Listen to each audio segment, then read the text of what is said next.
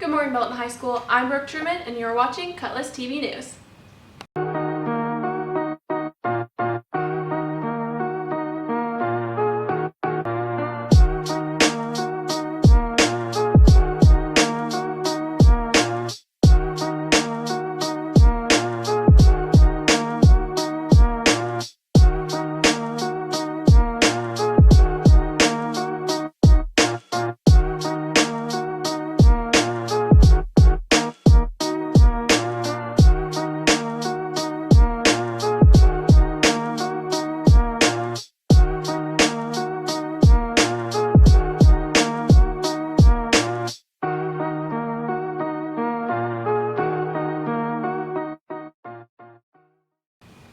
Tuesday marked the beginning of second semester, and for many students, that meant returning to school for the first time in person since March.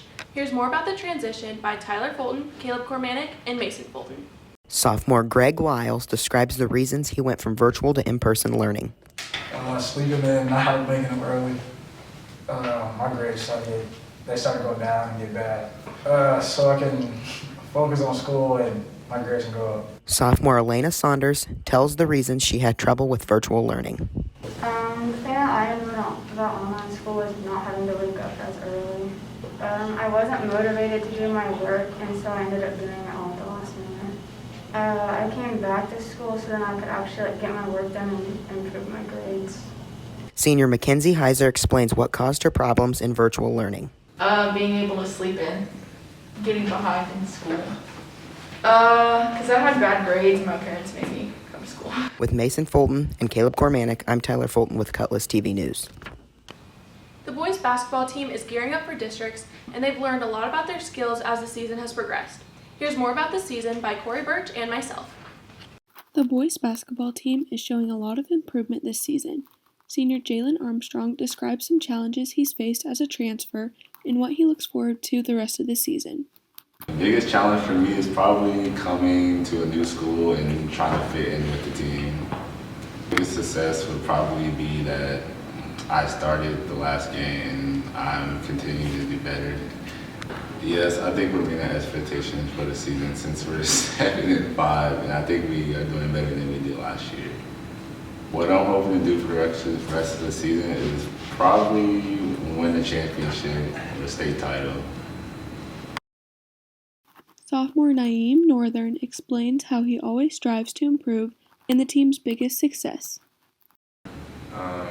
Meeting my expectations this season, no, because I always reach for the stars, and I feel like I can always do better.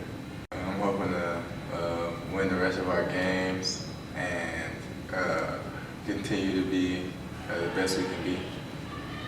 Our biggest challenge so far has been staying consistent and playing as a team every game and staying consistent all the way through. Our biggest success so far has been going from a 3-20 season to a 7-5 season, and hopefully we can do better. For Corey Birch, I'm Brooke Truman with Cutlass TV News. If students would like to purchase a yearbook this year, all purchases must be made in person by next Friday, January 29th. Here's more about this year's book by America's Counts, Austin Farrow and Brittany Jackson. Despite the pandemic, the yearbook staff has worked to preserve this year's historic events. Sammy Crow discusses her role in this year's book as editor. It's been really hard. We've had to work around a lot of regulations, like every picture has to have a mask on unless you're socially distanced. It's been hard to connect with some of the virtual students. We also are just having harder times trying to come up with things because there aren't a lot of things happening right now.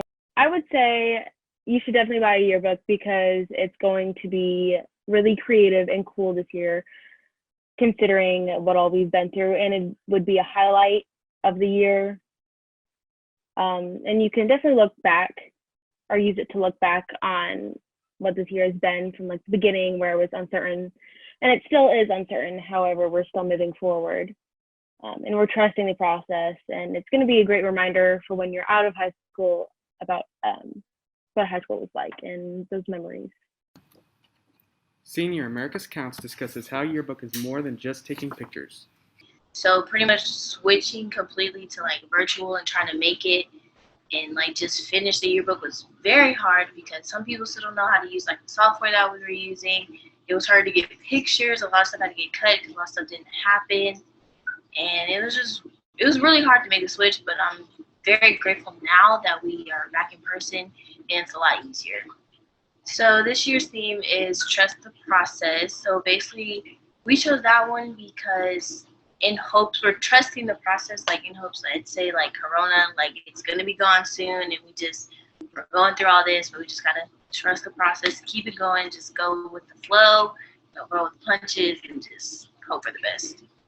See, I encourage people, they should buy a yearbook because for one, it's high school. Like I've bought a yearbook like every single year that I went to school, and it's just really fun to look back on. You just remember things, and then also at the end of the year, people sign it, and it's just like a little memory from high school. And we also try to include as many people as possible. So we're always looking for people to like, we're looking for their pictures. We're always looking for ways to put more people in it because a lot of people still aren't in it, but we're trying to. A lot of people think that yearbook is just taking pictures and stuff like that, but we actually do a lot more than that. We learn how to do software. We learn how to write our stories a certain way. We have to write our captions a certain way. There's a lot of stuff that goes into yearbook that people don't know about. I mean, of course, it is fun taking pictures as well, but we do a lot of hard stuff. With America's Counts, Austin Farrow, and Brittany Jackson, I'm Mason Fulton with Cutlass TV News. Thanks for watching. Tune in next time, and as always, Carpe Diem.